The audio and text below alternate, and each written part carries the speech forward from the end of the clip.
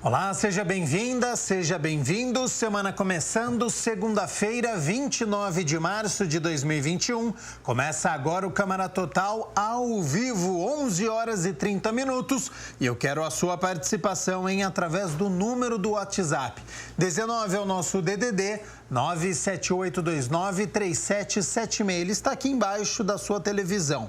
Ou você tem a opção de enviar uma mensagem através do QR Code. Você pega o seu celular, abre a câmera como se fosse tirar uma foto. E aí você vai mirar para este QR Code aqui, ó. Eu estou apontando para ele.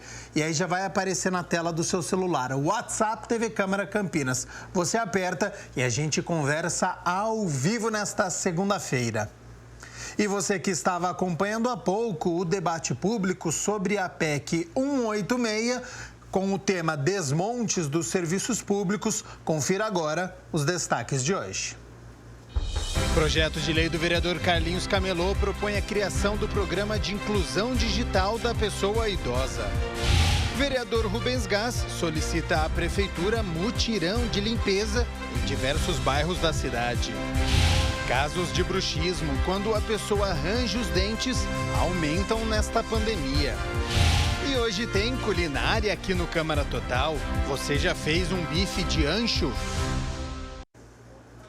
É de dar água na boca, né? Olha só, desde a última sexta-feira, a Prefeitura de Campinas realizou barreiras sanitárias em pontos de acesso à cidade para tentar diminuir a circulação de pessoas de outros municípios, já que a pandemia, infelizmente, tem feito milhares de vítimas aqui na cidade.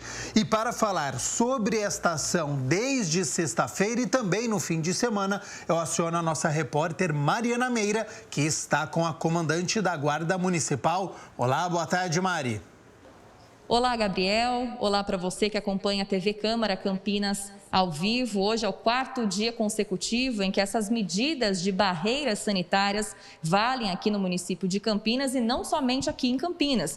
Essa foi uma decisão conjunta dos prefeitos de toda a região metropolitana de Campinas que estão preocupados com o avanço sequente da Covid-19 aqui na cidade, no estado e no Brasil. Na sexta-feira, nós tivemos um novo recorde de internações de pacientes com a doença nas UTIs da cidade. Estamos com 98% de ocupação nos leitos aqui do município de Campinas, o que é muito preocupante, tendo em vista que a gente está numa sequência sombria de dias seguidos de muitos óbitos por dia e de muitos novos casos confirmados pela doença. Então, pensando nisso, a Guarda Municipal tem feito abordagens, que são essas barreiras sanitárias, em pontos de maior movimentação aqui do município de Campinas. A gente esteve logo cedo em um desses pontos, hoje fizemos imagens, aparecem aí para você na tela, foram na Avenida Alix da Cunha, mas esses pontos são itinerantes e é sobre isso que a gente vai conversar agora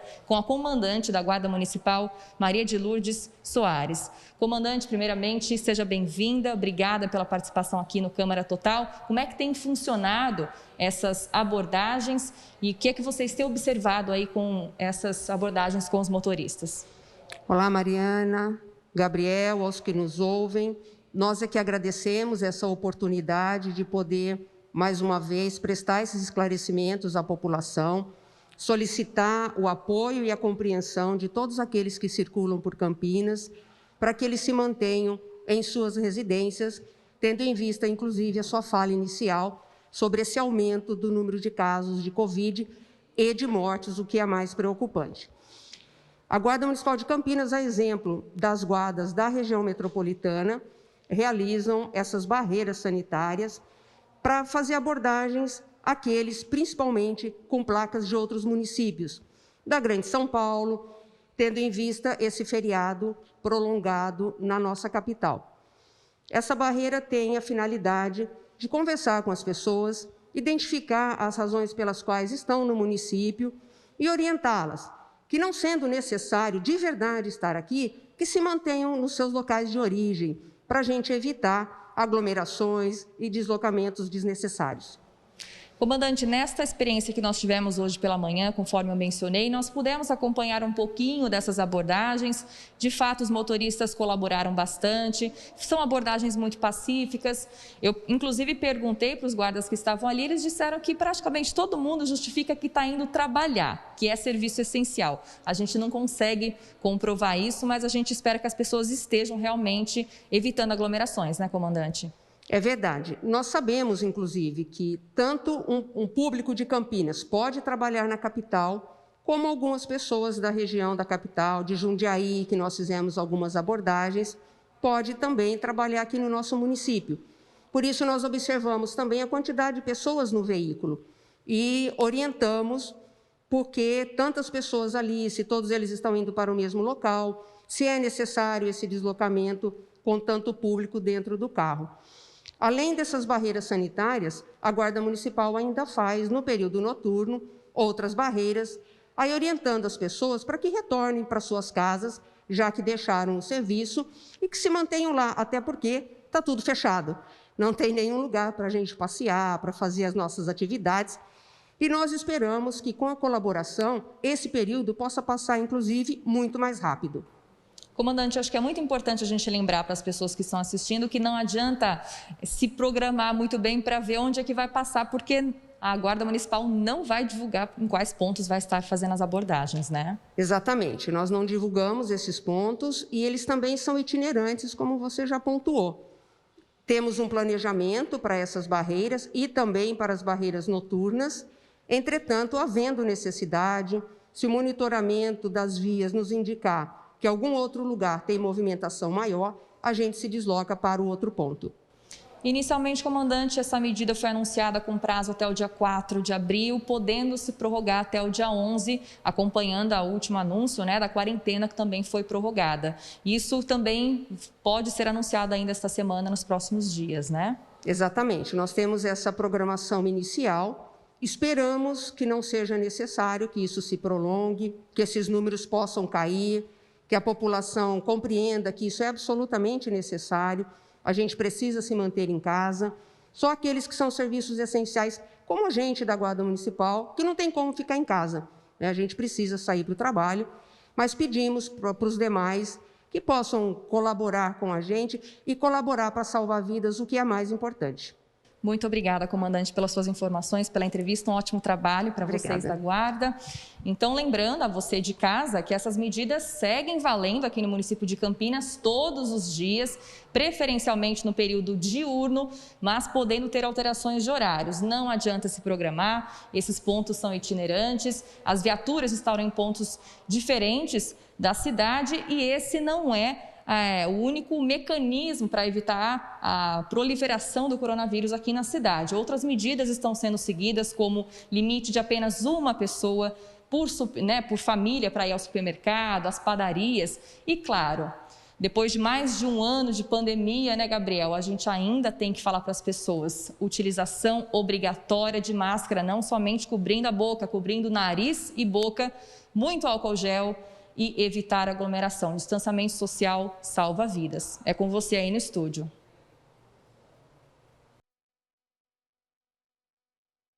Também a disponibilidade, né, da Maria de Lourdes, ela que é a comandante da Guarda Municipal. Então, informações importantes e reforço aqui o que a Mari disse há pouco, sempre saindo de casa, utilizando a máscara, com as mãos higienizadas, sempre ter o álcool em gel e o distanciamento pessoal. Então, o trabalho da Guarda Municipal desde a última sexta-feira, realizando então as barreiras sanitárias, conversando com os motoristas que vêm de outra cidade por conta do feriado em São Paulo, né? Ainda durante toda essa semana teremos feriado na capital paulista, então a cidade de Campinas tentando que não aconteça a aglomeração aqui no município, já que infelizmente a taxa de ocupação de leitos está muito alta na cidade. Já a Mirna Abreu vai trazer a informação perto dos 100% e infelizmente o número de óbitos continua crescendo no município. Olha só, muitas doenças apareceram ou foram agravadas nesta pandemia. E os casos de bruxismo, quando você range os dentes ou aperta de uma forma exagerada durante o dia ou durante a noite, aumentaram nesta época de pandemia. Olha só. A pandemia do coronavírus, que teve início no final do ano passado, ganhou a percepção dos dentistas nos consultórios. É de que aumentou os casos de bruxismo e dentes trincados ou fraturados. Segundo dados da Organização Mundial da Saúde, a OMS, 84 milhões de brasileiros sofrem de bruxismo, o equivale a 40% da população.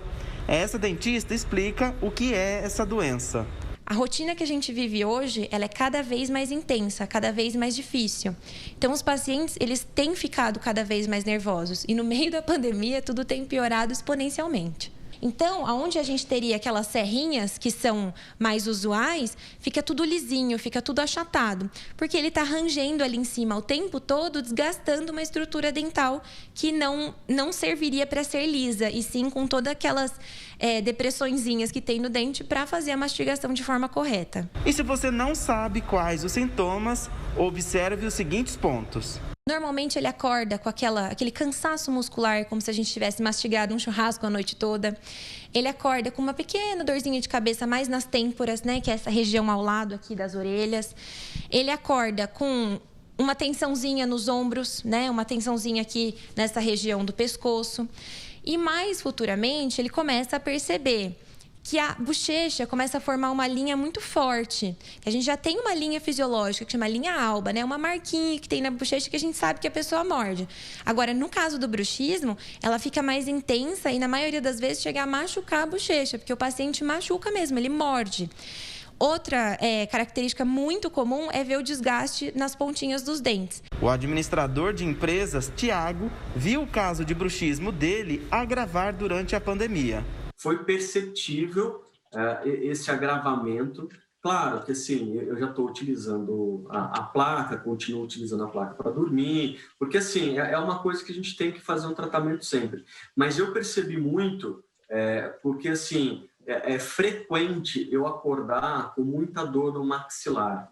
Tá? Exatamente de dormir, tá travando aqui, você morde muito, e isso eu não tinha antes da pandemia, por exemplo, eu não acordava, eu não tinha esses sintomas de bruxismo, e hoje eu percebo que eu acordo muito com essa mandíbula, né? Muito com essa região muito cansada, porque certamente isso agravou. A ansiedade na pandemia aumentou o problema do Tiago.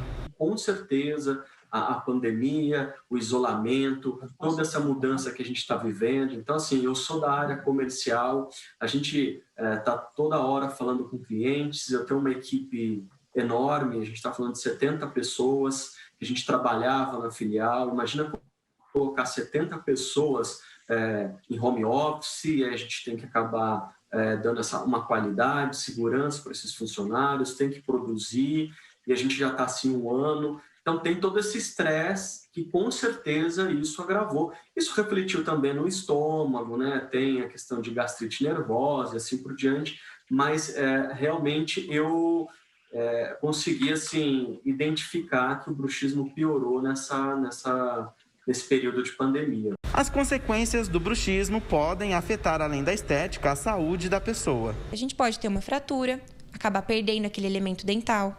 A gente pode ter um problema no ligamento periodontal, que os dentes amolecem e futuramente, se a gente não tratar de forma precoce, o paciente também perde. Para os pacientes que têm implante, a gente pode perder o implante.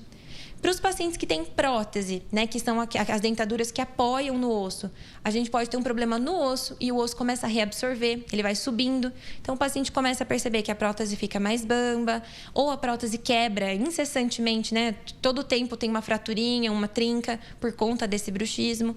Então, a gente atrapalha toda a mastigação do paciente e, consequentemente, toda a vida. E a dentista tranquiliza quem tem bruxismo, porque dá para cuidar. Tem tratamento. A gente trata ela para ela redimir e para a gente não ter que ficar convivendo com ela. Mas uma vez que a gente tira os tratamentos, tira a placa, tira a aplicação de botox, tira os relaxantes musculares, o problema potencialmente volta. 11h45, vamos fazer o seguinte, primeiro intervalo aqui no Câmara Total e na volta as notícias da metrópole de Campinas com a Mina Abreu, atualizando os casos de Covid na cidade, ocupação de leitos, sobre a fase emergencial. Tem ainda previsão do tempo com mudança para a cidade de Campinas, então atenção, tem mudança no tempo e também o nosso quadro de educação com um projeto muito bacana sobre as obras de Machado de Assis, então não saia daí.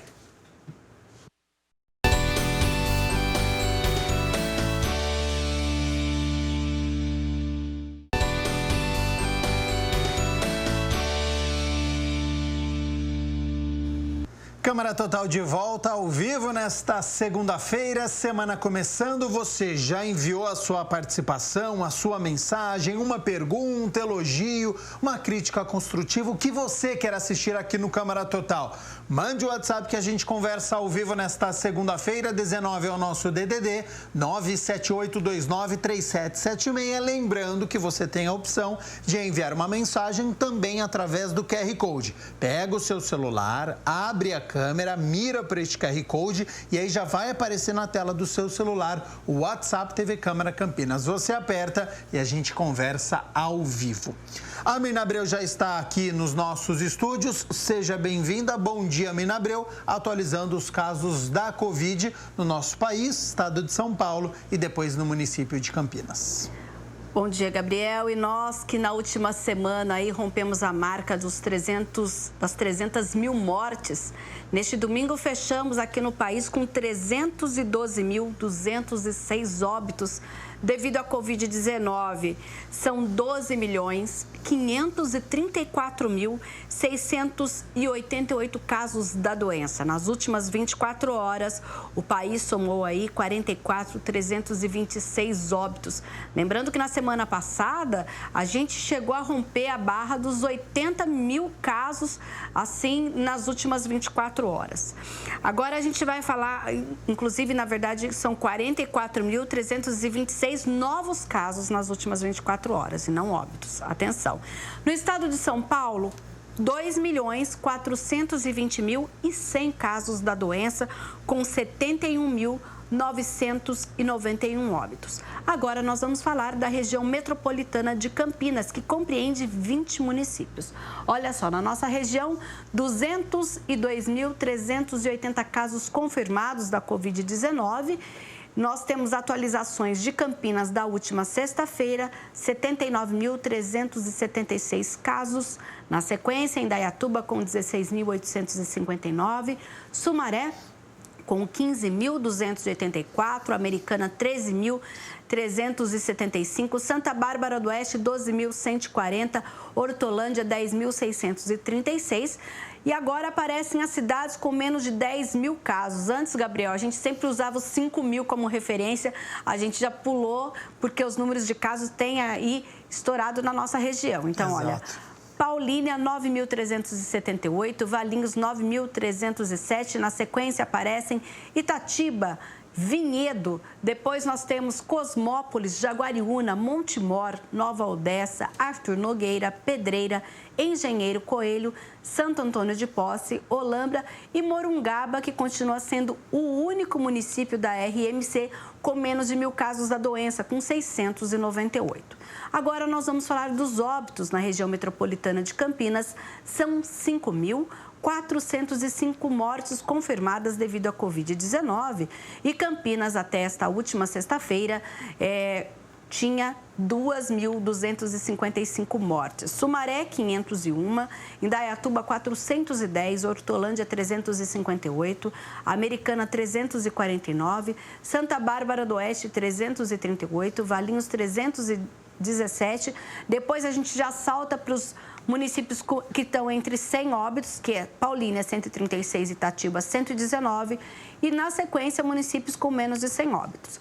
Nova Odessa, depois aparecem Montemor, Vinhedo, Jaguariúna, Cosmópolis, Arthur Nogueira, Pedreira, Engenheiro Coelho, Santo Antônio de Posse, Morungaba e Olambra, que é a única cidade que tem menos de 10 óbitos. Morungaba tem menos de casos, mas tem 15 óbitos. E Olambra tem um número a mais, mas aí chega em óbitos, 8 óbitos apenas em Olambra. De acordo com a última atualização, no município de Campinas, que foi na sexta-feira, 870 casos a mais, o que preocupa as autoridades e, logicamente, toda a população, porque está muito alta a incidência do vírus em toda a nossa cidade, em todas as regiões. Então, 870 pessoas testaram positivo para a doença, a atualização da última sexta-feira. Em relação ao número de óbitos, de acordo com a última atualização, 29 pessoas faleceram.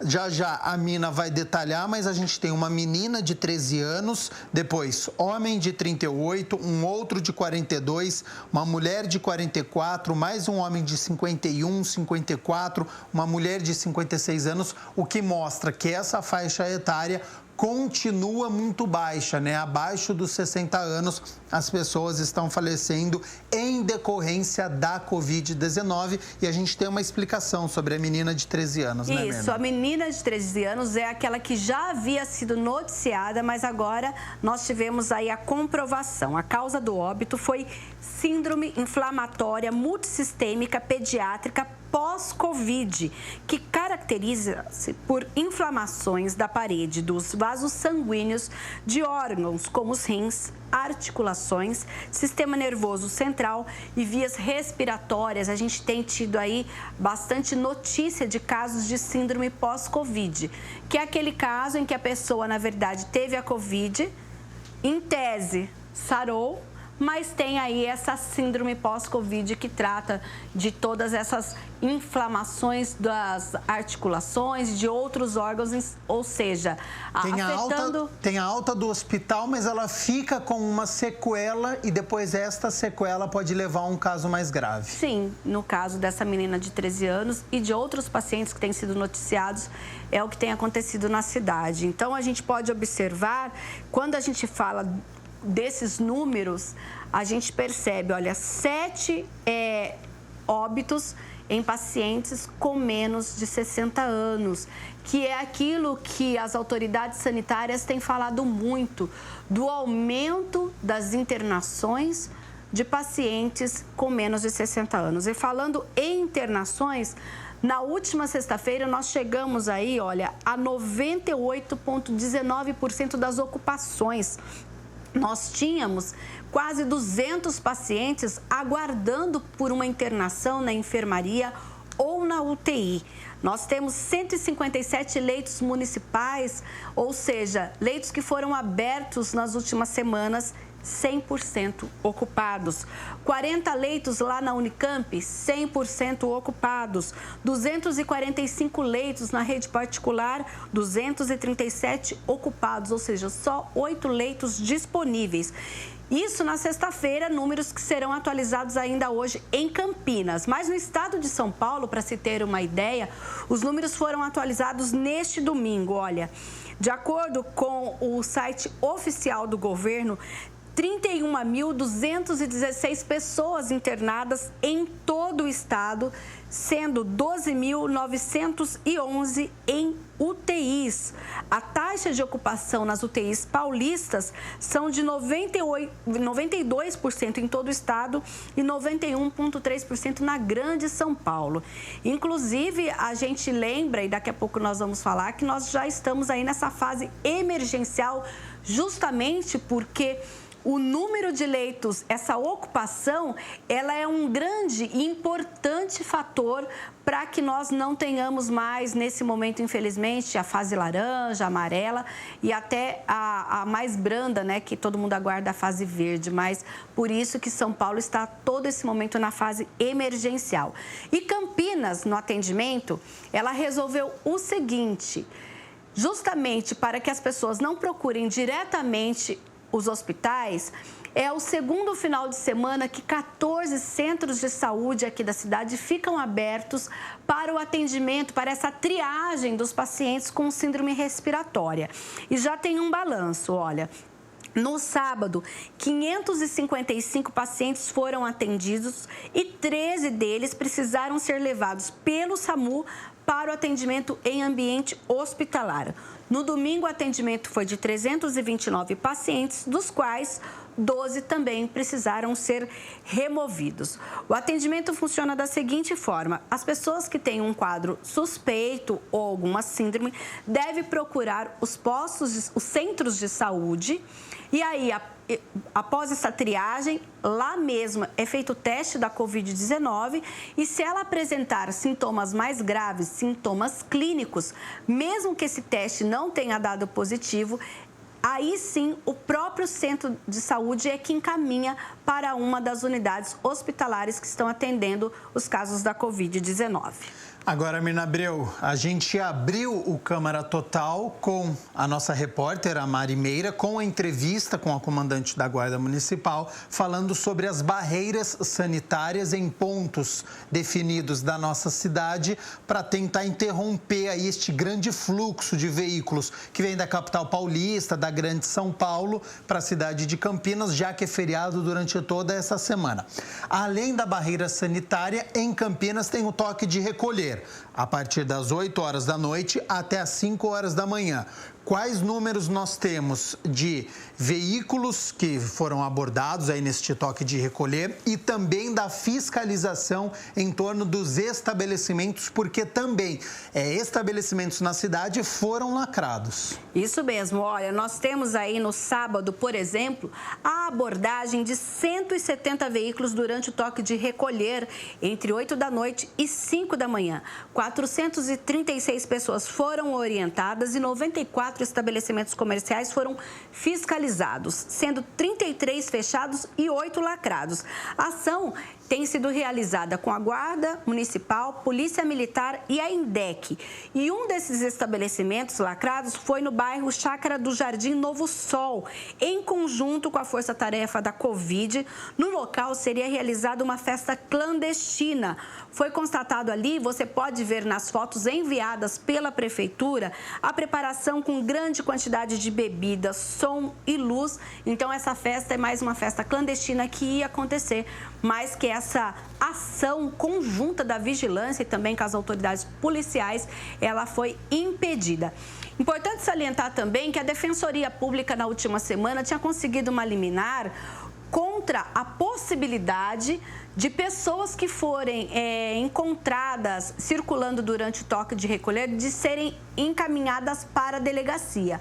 Mas aí o Tribunal de Justiça já derrubou essa liminar, portanto, toque de recolher, e se a autoridade resolver levar essas pessoas, por exemplo, em festas clandestinas, em aglomerações, até a delegacia para abertura de um boletim de ocorrência, elas vão posteriormente responder por essa responsabilidade e tudo mais contra a política e contra esse decreto que trata das questões sanitárias. Isso voltou a ocorrer em Campinas. Então, é possível que pessoas abordadas em aglomerações ou em festas clandestinas respondam criminalmente por isso. É preciso ter a consciência, né, neste momento que a gente tem esta alta na taxa de ocupação de leitos, beirando aí os 100%. Infelizmente, não é só na cidade de Campinas, inúmeros municípios em todo o nosso país chegando neste limite. Então, a gente sempre reforça aqui o pedido para você não fazer aglomeração, não fazer festa. Agora não é o momento. Todo mundo está cansado, fisicamente, mentalmente, mas neste momento, agora não é possível fazer nenhum tipo de festa.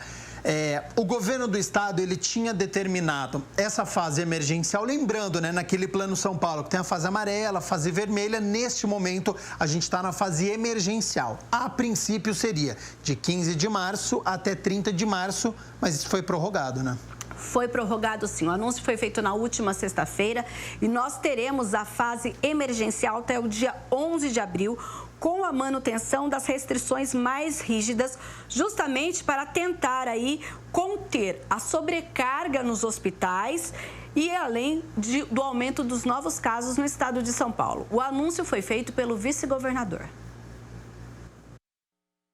Prorrogação da fase emergencial até o dia 11 de abril. Portanto, em virtude dos números da pandemia, da insistência do crescimento da pandemia, apesar de todas as medidas adotadas, o governo de São Paulo prorroga até o dia 11 de abril a fase emergencial. Inicialmente, Campinas tinha anunciado também que o toque de recolher e outras medidas mais rígidas iria até o dia 4 de abril. A gente aguarda um posicionamento oficial para saber se essas medidas mais rígidas aqui em Campinas também serão estendidas até o dia 11 de abril. Gabriel falou agora há pouco, lembrando das barreiras sanitárias, a gente falou de Campinas, mas não é só em Campinas que essa ação tem ocorrido. Os municípios da região metropolitana decidiram também fazer essas ações. Então, entradas de cidades aqui da RMC, como Hortolândia, Paulínia, Sumaré e outros municípios também têm essas barreiras, e as cidades que declararam o toque de recolher também estão com ações municipais para evitar aglomerações e festas clandestinas. Saindo um pouquinho agora das notícias em relação à pandemia, a Prefeitura de Campinas abriu uma consulta pública para a modernização da iluminação na nossa cidade.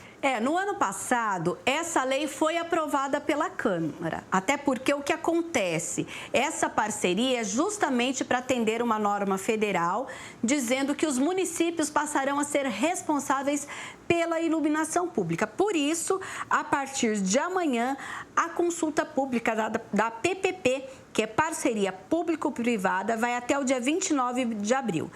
Nisso, a população vai poder consultar e opinar sobre as diretrizes e as regras que serão consideradas no edital de concessão da iluminação pública. O leilão de concessão vai acontecer na Bolsa de Valores de São Paulo e está previsto para acontecer no segundo semestre. Então, se você quer participar dessa decisão, tem ali, olha, o endereço já tem, inclusive, um banner no site da Prefeitura. Se você entrar no campinas.sp.gov.br já aparece, mas quer ver exclusivamente direto, olha, é o campinas.sp.gov.br/PPP-iluminacal, de iluminação, .phb. Lá tem a forma que você pode ver o que está acontecendo, pode ver como inicialmente é o projeto que foi feito pelos técnicos da Prefeitura e também pode mandar as sugestões pelo e-mail ppp_iluminacal@campinas.sp.gov.br. É a hora, então, da população participar, desse serviço que é tão importante, lembrando que hoje ainda, a CPFL, que é a operadora de energia elétrica aqui da nossa região, é quem faz essa manutenção. Mas com essa concessão, será então passado exclusivamente para essa empresa que ganhar a concessão para fazer essa manutenção da iluminação pública sob responsabilidade das prefeituras.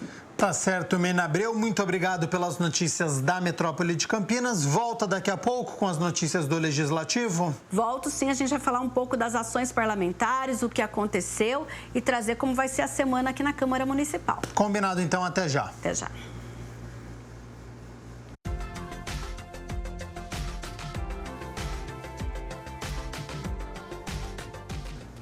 Tem mudança agora na cidade de Campinas porque uma frente fria está se aproximando. Então, aquele calorão que a gente sentiu neste último fim de semana vai se despedindo e, além do tempo mais ameno, tem previsão de chuva para esta terça-feira. Então, atenção você que estiver na rua, principalmente no fim da tarde, ou mora em área de risco, porque pode chover forte amanhã na nossa cidade. Vamos aqui às temperaturas, então, para esta terça-feira na cidade de Campinas. Já com essa mudança no tempo, o sol vai indo embora e amanhã a gente tem previsão de tempo fechado, nebulosidade muito alta na cidade de Campinas, com previsão de chuva forte, podendo cair em Campinas e toda a região. E a temperatura, olha só, mais amena, né? Porque neste último fim de semana chegou a 34 graus. E para amanhã, terça-feira, 30 de março, a gente tem mínima de 20 graus e a máxima não passa dos 29. Vamos falar sobre educação agora? Olha que bacana. Estudantes da Faculdade de Letras da PUC Campinas reeditaram obras de Machado de Assis que agora estão disponíveis gratuitamente em um formato digital. Então você confira agora este tema no De Olho na Educação.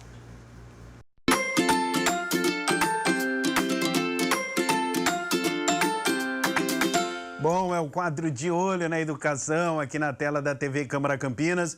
Olha, a gente hoje vai falar sobre um assunto bem bacana, porque estudantes do curso de Letras da Faculdade da PUC Campinas acabaram reeditando obras de Machado de Assis que estão agora disponíveis na plataforma digital de forma gratuita.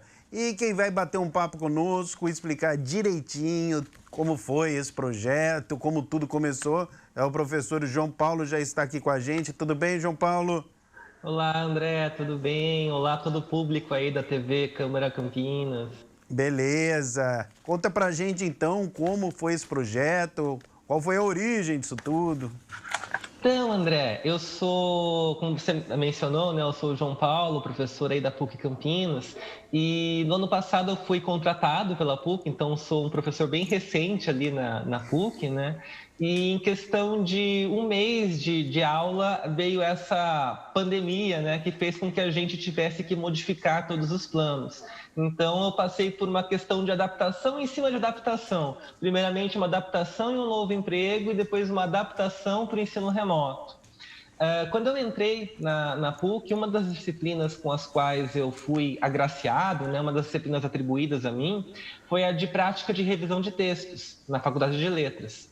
E aí, dentro dessa disciplina de prática de revisão de textos, o propósito é justamente trabalhar com originais, né, visando aí a edição de textos, a editoração de livros, e que os alunos tenham todo esse preparo de receber um manuscrito, de observar ali como corrigir pontuação, ortografia, questões de coesão e coerência, né, e de preparar realmente o material para publicação, né, para uma editora de verdade.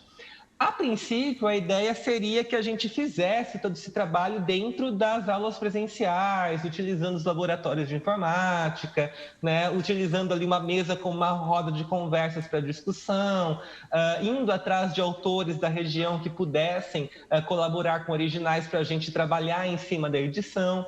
Mas aí a pandemia fez com que a gente tivesse que mudar todos os planos, né?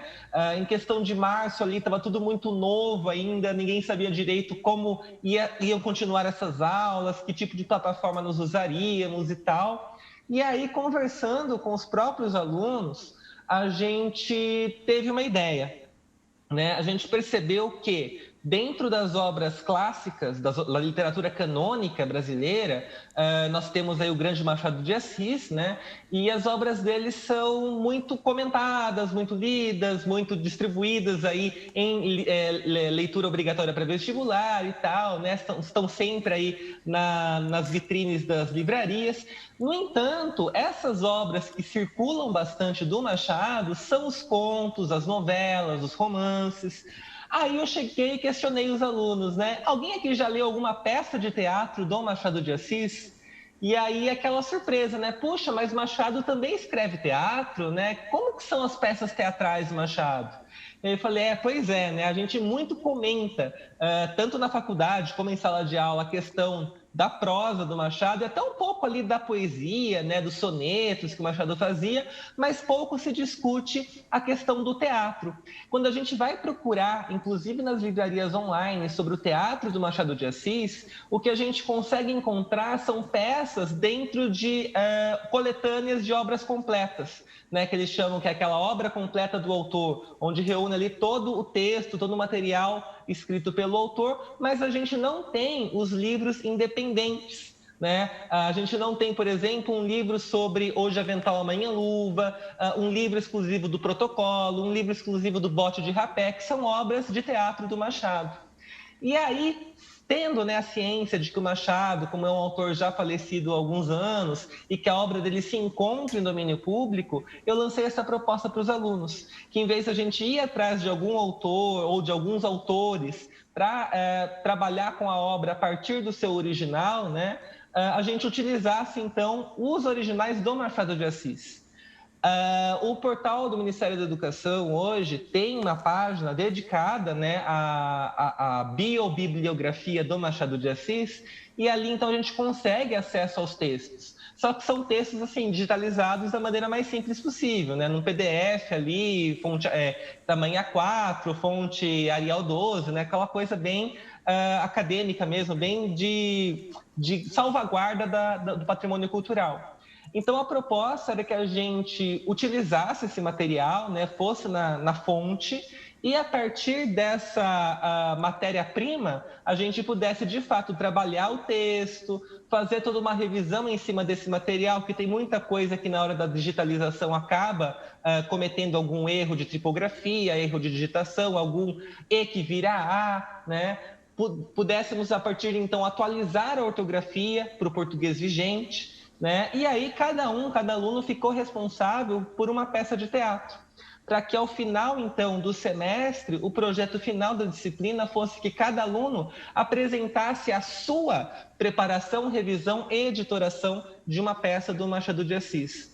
E aí hoje, né, em apoio aí com a editora Jogo de Palavras, que é uma editora parceira aí, a gente consegue divulgar, né, as 11 peças teatrais, mais a revista de teatro, que seria uma coletânea de críticas teatrais que o Machado escreveu, né, para que tenha aí acesso amplo, então, à sociedade, não mais daquele material disponibilizado apenas pelo Ministério da Educação, numa fonte simples, mas num formato que, de certa forma, é aceitável, né, para uma leitura de livro, né? Tem ali uma fonte pensada para isso, tem um trabalho todo dedicado em cima da revisão, né? E que pode ser baixado tanto para o computador, como para o celular, para algum tablet ou até mesmo para um leitor de e-books.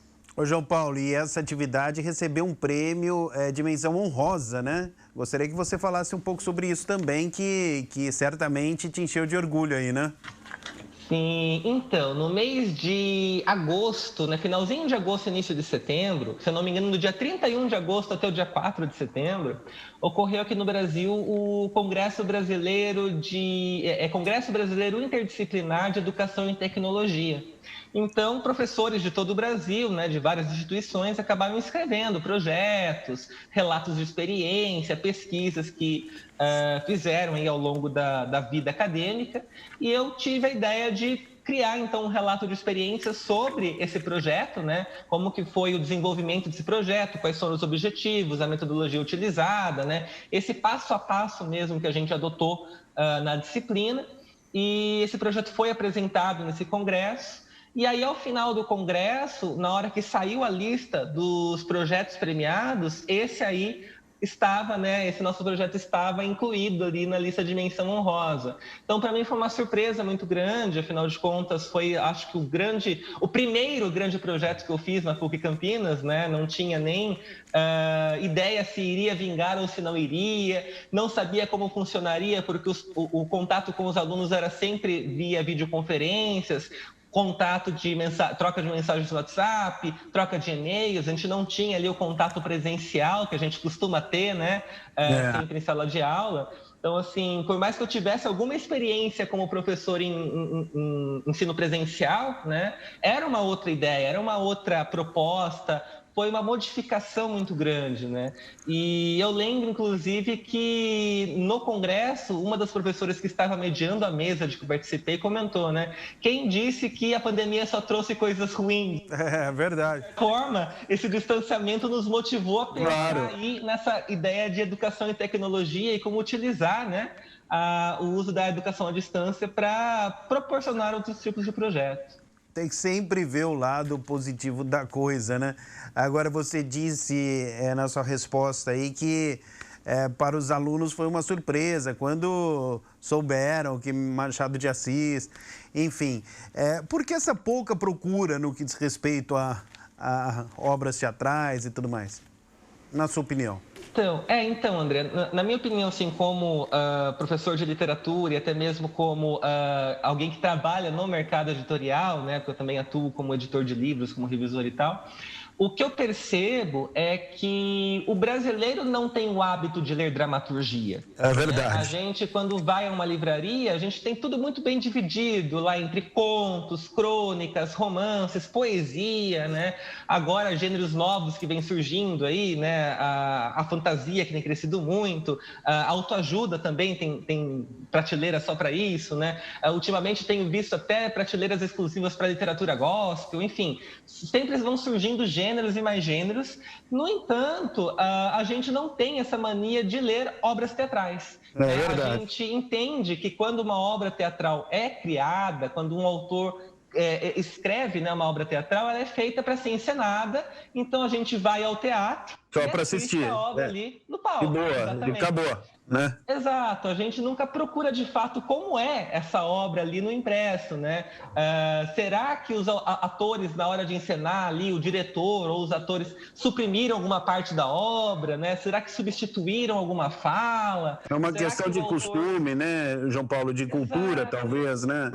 Exato. Mas foi uma surpresa positiva para os alunos? Eles gostaram de saber disso ou não? Gostaram bastante, porque de certa forma, no mesmo semestre, eu também dava uma outra disciplina, que era de literaturas de língua portuguesa, que o foco era teatro, né? Então a gente trabalhava com algumas peças teatrais, né? O Alto da Compadecida, Alto da Barca do Inferno, Pagador de Promessas. Então, a hora que eu trouxe as obras do Machado de teatro, de certa forma, ajudou a complementar o que eles estavam vendo nessa outra disciplina. Foi meio que uma proposta até mesmo interdisciplinar ali que houve, né? Entre uma disciplina em que eles liam e estudavam peças teatrais, com uma outra disciplina que a proposta era de revisão de textos, mas que ao mesmo tempo eles revisavam, né, textos teatrais. Então, alguns deles até gostaram dessa iniciativa de casar, né, uma com a outra, de criar essa ideia interdisciplinar aí dentro do curso. Bom, então, onde que o pessoal que está assistindo aqui o De Olho na Educação, onde o pessoal pode encontrar todo esse material que foi feito pelos alunos aí da Faculdade de Letras da PUC Campinas? Está no site da PUC, é isso? Isso, no site da PUC saiu uma matéria, né, sobre a premiação, sobre o projeto e tudo. Então, lá no site puc-campinas.edu.br, a gente tem acesso a essa notícia completa, né, tudo detalhado, bonitinho, e o link também para download dos livros. E aí, no site da editora Jogo de Palavras, né, o jogodepalavras.com/Machado, tem uma página dedicada a esse projeto. Então, os 12 livros editados estão lá. Todo o público pode acessar, pode baixar, pode ler online, né? Pode ficar bem à vontade, é tudo gratuito. E além disso, né, André, teve o livro que é um relato de experiência dessa disciplina, né? Que também está disponível online lá no site da PUC Campinas. No mesmo link da matéria também tem disponível lá o link para acesso ao relato completo. Bom, e o objetivo que foi traçado por vocês foi alcançado no seu entender?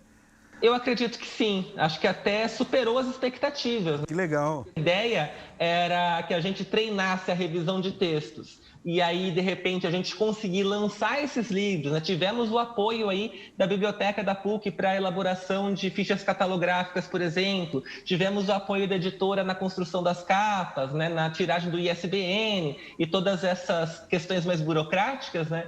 Então, além de fazer um trabalho de revisão de textos, a gente ter o acesso, né, ao material consolidado e, de fato, publicado, então acho que a expectativa já se superou por aí. Quando a gente recebeu o prêmio, foi mais uma expectativa ali que a gente nem tinha e que foi atingida. Então, assim, eu só tenho a agradecer mesmo aos meus alunos que abraçaram esse projeto, abraçaram essa causa e levaram tão a sério, né, a ideia.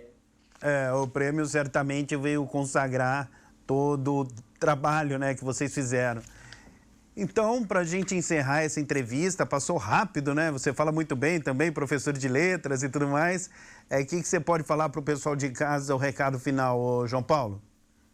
Não, um recado final, gente. Eu sei que tem uma polêmica aí atualmente falando sobre Machado de Assis nas escolas, né? Porque adolescente que lê Machado acha que literatura é um saco, né? Bem nesses termos chulos assim que a internet usa.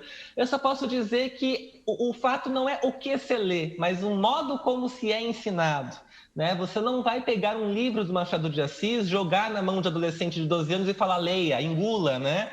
A gente tem todo um trabalho, a gente, como eu também já dei aula para o ensino fundamental, a gente costuma trabalhar inicialmente com contos, leva poemas, até que a gente forme um leitor capacitado para adentrar a obra completa, né, ao romance de fato, a uma literatura mais complexa, mais densa. Então, o meu recado final é isso, não é para tirarmos literatura canônica da sala de aula, mas sim incentivarmos a metodologia de ensino da literatura. Então tá bom, obrigado João Paulo, valeu pela entrevista. Eu que agradeço. É isso aí, pessoal, até a próxima então, aqui no quadro De Olho na Educação. Tchau.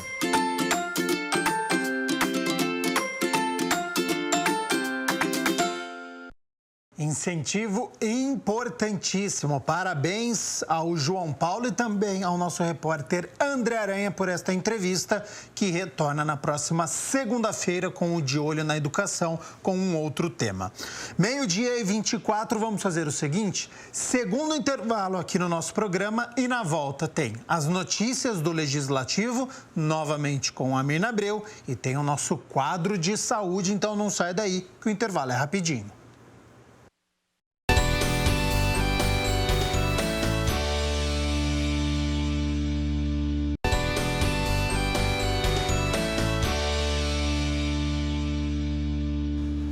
Câmara Total de volta ao vivo nesta segunda-feira. Já enviou a sua participação? Vou retomar aqui o número do WhatsApp, hein? 19 é o nosso DDD, 978293776. O número está aqui na sua tela.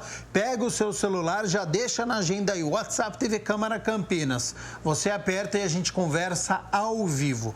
A Mirna Abreu, como combinado, já está de volta aqui nos nossos estúdios. Seja bem-vinda, boa tarde. Agora com as notícias do Legislativo, repercutindo a reunião que aconteceu na última sexta-feira, né, Mirna?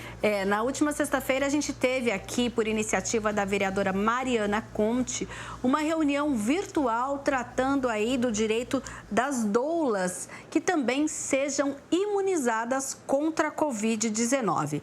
Veja o que a parlamentar falou sobre o assunto. Elas estão incluídas como profissionais da saúde no Plano Nacional de Vacinação e em Campinas não estão recebendo a vacina. Então, por isso que esse questionamento é sobre que o Plano Nacional não está sendo cumprido na sua integralidade, uma vez que as doulas estão diretamente em contato, estão dentro dos hospitais, estão em contato com as gestantes, estão em contato com pessoas que são do grupo de risco, né? Então, a gente vem fazendo esse questionamento, o pressuposto, né, o que a gente entende do fato das doulas não estarem sendo vacinadas em Campinas é que Campinas não reconhece as doulas como os profissionais da saúde. Várias doulas participaram do evento e reforçaram a importância das profissionais também serem vacinadas. Nós atuamos diretamente com as gestantes ao longo do período gestacional, durante o parto, junto com as equipes de suporte à saúde, né, de assistência à saúde. Somos parte integrante dessa equipe multidisciplinar e no pós-parto em várias frentes, tanto no acolhimento familiar, necessidades de rotinas da família, suporte ao aleitamento, porque muitas doulas são consultoras em aleitamento também, ou seja, nós estamos em contato direto, tanto com o ambiente hospitalar, onde a vulnerabilidade é maior, quanto com as famílias que são tidos como grupos vulneráveis. Nós temos recém-nascidos, né, que têm imunidades baixas, temos a puérpera, temos a própria gestante ao longo da gestação, e ainda assim, e não foi à toa que fomos incluídas no Plano Nacional de Vacinação como um grupo prioritário. E ainda assim, aqui em Campinas, o direito que é assegurado pelo Plano Nacional de Vacinação nos está sendo negado. As doulas têm ido aos postos e não são vacinadas. A vereadora Mariana Conte diz que vai continuar acompanhando a situação para que essas profissionais, de fato, possam exercer o seu direito. Eu quero dizer aqui que, na verdade, a luta das doulas é uma luta das mulheres, é uma luta do movimento feminista, é uma luta que representa todas nós, né? Que a gente possa, então, avançar na legislação e no reconhecimento na cidade de Campinas, porque Campinas está atrasada no reconhecimento da lei das doulas, está atrasada no reconhecimento da lei das mulheres, né? Infelizmente, Campinas tem uma particularidade que nós, mulheres, a gente sempre tem que lutar muito e brigar muito para sermos reconhecidas, né? E eu acho que esse também é uma oportunidade para que a gente consiga avançar nesse reconhecimento. Agora a gente vai falar um pouquinho dos projetos protocolados. Um deles é de autoria do vereador Carlinhos Camelô e propõe a criação do programa de inclusão digital para a pessoa idosa. Chegar à terceira idade para os idosos que não tiveram chance de frequentar as escolas pode significar exclusão digital e isolamento social. A era digital é novidade para muita gente, principalmente para os idosos.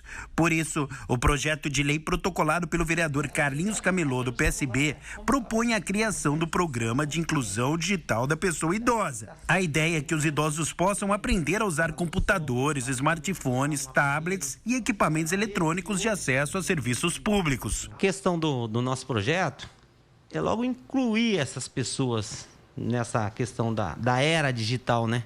Porque nós sabemos aqui que os idosos, e que nem nós estávamos conversando aqui, os idosos hoje têm uma certa dificuldade para acessar, para mexer com o celular. E hoje nós estamos numa era digital. Se você vai numa prefeitura hoje, você tem que marcar através do celular. Até mesmo numa época da pandemia dessa. Se você vai marcar uma consulta, uma vacina para fazer, é através do celular.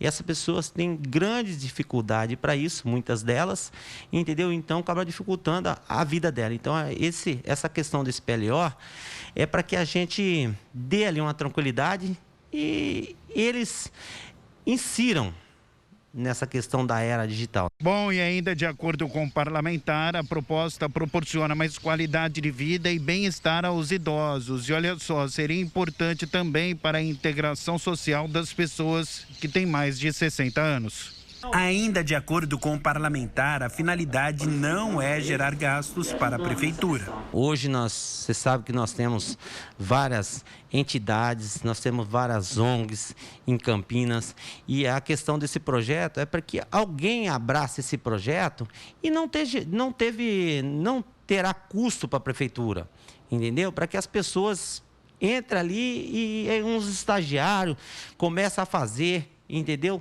Dar essas aulas para esses idosos sem gerar custo para a prefeitura. Sabemos que tem essa possibilidade, sim. Lembrando que os projetos protocolados na Câmara primeiro são analisados pelas comissões. A primeira delas é a Comissão de Constituição e Legalidade e se esse projeto receber um parecer favorável, estará apto para entrar, então, na pauta de votação. Agora a gente vai falar um pouquinho da atuação dos parlamentares na rua. Olha só, o vereador Rubens Gás pediu à prefeitura um mutirão de limpeza em vários bairros. A reportagem é de Michel Amorim.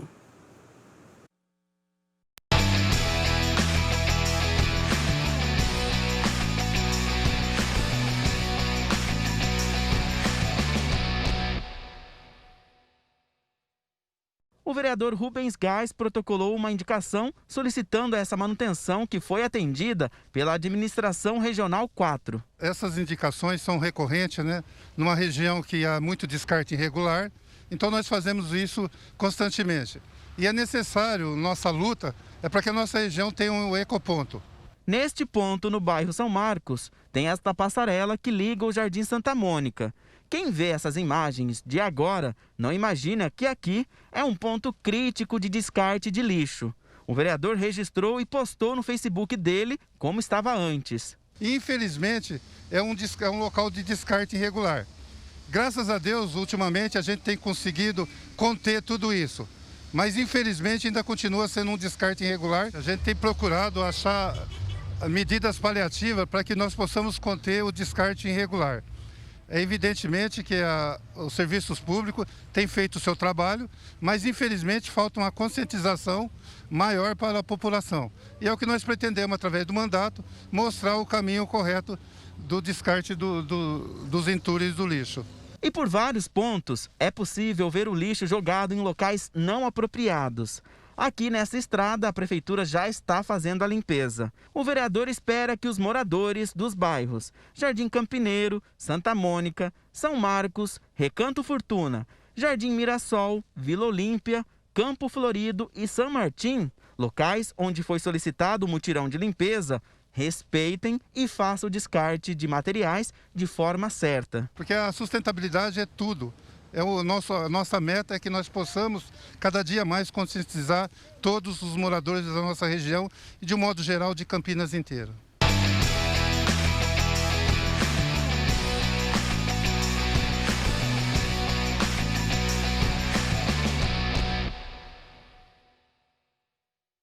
Então, que esses bairros eles têm coleta de lixo pelo menos 3 vezes por semana. Agora a gente vai falar um pouquinho dos acontecimentos na Câmara Municipal. Hoje de manhã nós tivemos um debate realizado pela vereadora Guida Calisto. Amanhã tem outro debate, Gabriel, olha só. Amanhã vão discutir o PPA e a carreira de monitoras e agentes de educação infantil por meio do sistema de deliberação remota. A gente teve já há alguns anos a aprovação do plano de cargos e carreiras. Lembramos que as monitoras, elas têm uma demanda por uma questão de também ter um plano para elas e agora a vereadora Guida Calisto traz esse debate pelo sistema de deliberação remota, ou seja, de forma virtual, e vai acontecer amanhã das 9h30 ao meio-dia. E aí, na quarta-feira, nós temos a 10ª reunião extraordinária, a partir das 9 da manhã, das 9 às 10, o comunicado de vereadores. E a partir das 10 horas, nós temos, então, a votação dos projetos. Só que eu vou contar sobre os projetos no Notícias do Legislativo de amanhã. Vamos detalhar e contar tudo o que será aí analisado e discutido pelos parlamentares em reunião virtual. Importante salientar que nós temos um ato da mesa diretora justamente falando que nesse momento da fase emergencial, os eventos da casa exclusivamente continuam acontecendo pelo sistema virtual, ou seja, vereadores conectados com os convidados ou com outros parlamentares para dar continuidade a debates públicos, reuniões de comissão e todas as outras que acontecem aqui no Legislativo Campineiro e que você pode acompanhar aqui pela TV Câmara Campinas, na nossa transmissão ao vivo e também nas nossas redes sociais. Agora, Mirna Abreu, aproveitando que está aberto aqui o site do Legislativo, campinas.sp.leg.br. Para quem está nos acompanhando e fala assim, ó, eu quero pesquisar algum projeto, onde que eu entro aqui no site? Ó, entrou no site Atividade Legislativa. Ali aparece, olha, sessões plenárias, que são as sessões que acontecem na Câmara,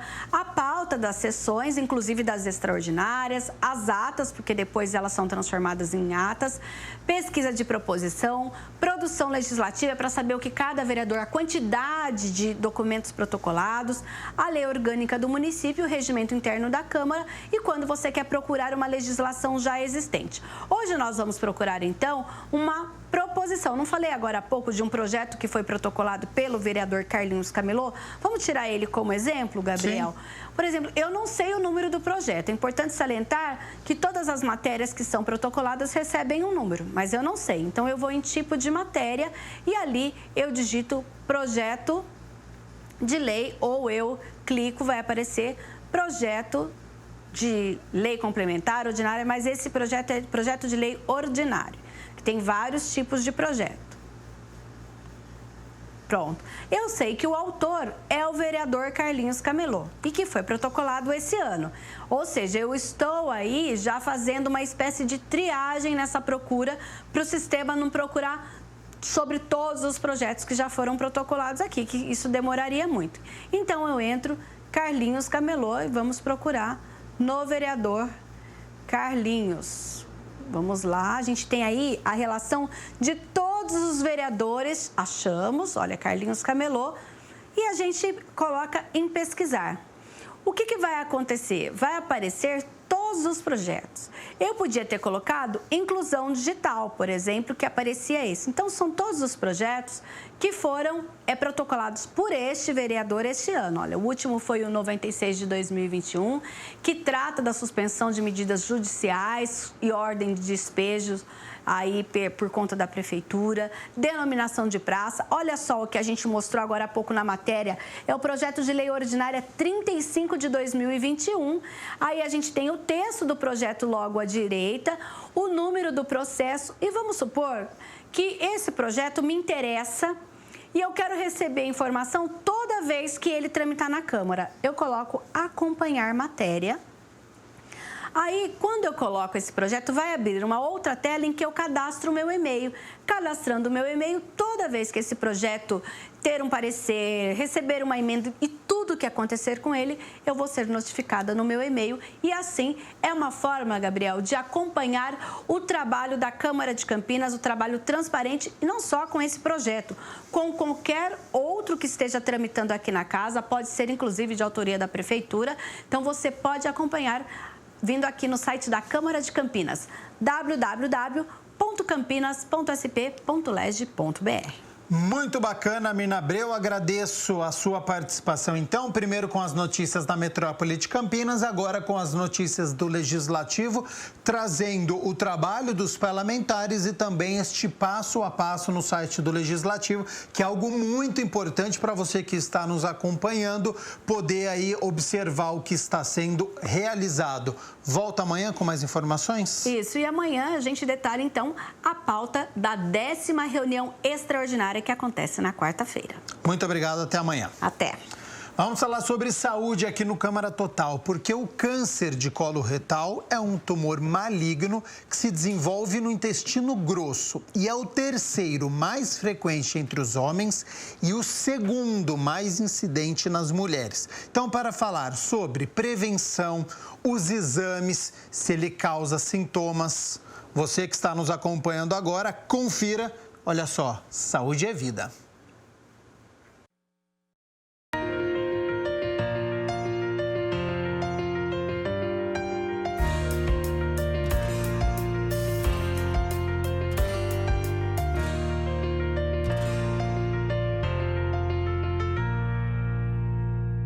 Olá, Saúde é Vida começando. A você de casa, muito obrigada pela companhia. Hoje a gente vai falar sobre câncer coloretal. Olha só, separei alguns dados aqui para você entender a gravidade desse câncer. Esse é o terceiro tumor mais frequente e a segunda maior causa de morte por câncer. E devido a essa estatística preocupante, a gente convidou o oncologista Davi Pinheiro Cunha para falar sobre esse tema. Doutor, muito obrigada por aceitar participar aqui do Saúde é Vida. Olá, Viviane, eu que agradeço o convite e olá a todos. Doutor, afinal, o que é o câncer coloretal? Vamos lá, Viviane. Então, quando a gente fala em câncer coloretal, a gente está abordando todos os tumores que nascem no intestino grosso, né, e no reto. O reto é aquela porção final do intestino. Então, tudo que é tumor que tem origem nesses locais, a gente considera e denomina câncer coloretal. E por que ele é tão frequente? Vamos lá. Então, assim, o que a gente percebe é que esse câncer ele vem aumentando nos últimos anos, né? Isso, historicamente, são dados, lógico que alguns países mais, outros menos, mas vamos para o que mais importa, que é a nossa realidade aqui no Brasil. No Brasil, realmente, ele vem aumentando. Dados mais recentes, esse de 2021, que é dados do INCA, ele estima mais de 20.500 casos em homens e 20.470 em mulheres, né? Então, a gente vê que a proporção é bem semelhante, né? Quase os números muito parecidos. E antigamente, era o terceiro tumor mais frequente, hoje não, já é o segundo tumor mais frequente, tanto nos homens como nas mulheres.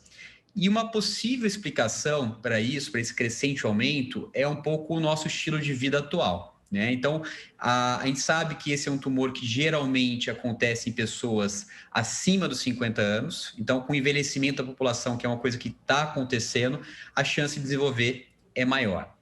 E, além disso, os fatores ambientais, que é o nosso estilo de vida mais moderno, né? Isso também aumenta o risco de câncer de cólon e de reto. E por quê? Obesidade está relacionado com o aumento do risco.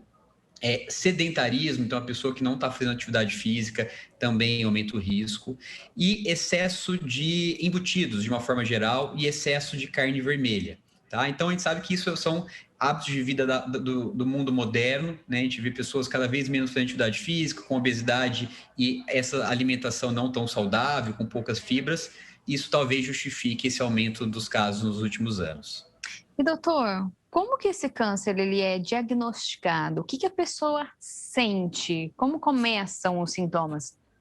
Essa é uma boa pergunta e a gente tem que ter muito cuidado quando a gente vai avaliar os sintomas. Então, sintomas é o que o paciente vem referindo para a gente que possa chamar a atenção e que mereça uma investigação melhor. Então, o principal sintoma é dor abdominal, tá? Uma perda de peso de uma causa inexplicável, então a pessoa não está fazendo regime e continua perdendo peso. Sangramento nas fezes, então vai evacuar, olha no vaso sanitário, se vê um pouquinho de sangue.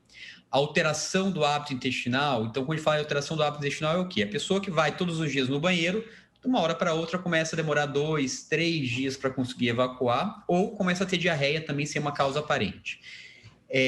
Alguma massa palpável no abdômen. Então, esses são os principais fatores, tá? Mas é importante lembrar que a maioria das vezes, dor abdominal, algum sangramento nas fezes é causado por coisas benignas e não necessariamente o tumor de cólon de reto, tá? Então, uma coisa importante a sempre se esses sintomas aparecem, então demorando mais de 2 a 3 semanas para melhorar, não deixe de procurar o médico, tá? Então, sintomas que perduram por mais de 3 semanas e esses sintomas que eu comentei sempre tem que ser investigado.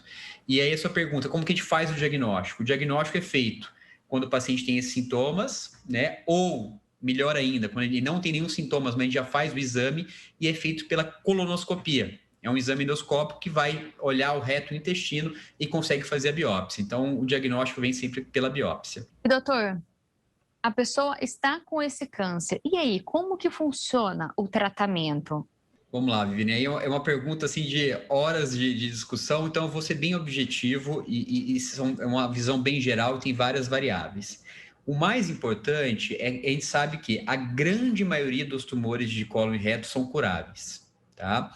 Só que a grande maioria é curável quando diagnosticado de forma precoce. Então, é daí a importância da gente sempre conscientizar a população sobre a prevenção, né? E alertar desses sinais de alarme que tem que investigar.